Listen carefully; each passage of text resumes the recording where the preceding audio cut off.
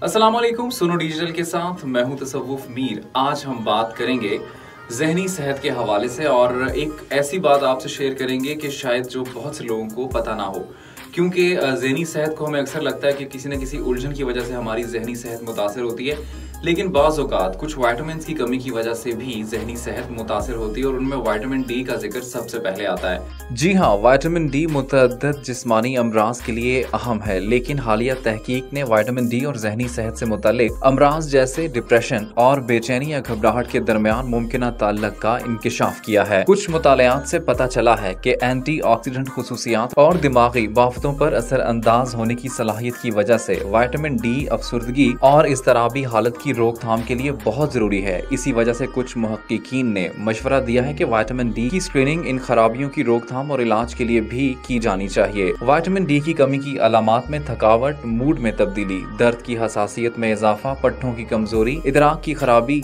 जैसे कि एपिस्कोपिक मेमोरी और एग्जीक्यूटिव डिसफंक्शनिंग की खराबी, हद से ज्यादा नाउमीदी या उदासी के एहसासात, सरगर्मियों में दिलचस्पी न लेना शामिल हैं। इसके अलावा लुत्फ अंदोजी में कमी, वजन में कमी या इजाफा, भूख में कमी भी विटामिन डी की जिस्म में किल्लत की अलामात हो सकती हैं। विटामिन डी की कमी के अवामिल में सूरज की रोशनी से कम नुमाइश, बूढ़ा होना, जिल्द का स्याह होना और मोटापा शामिल हैं।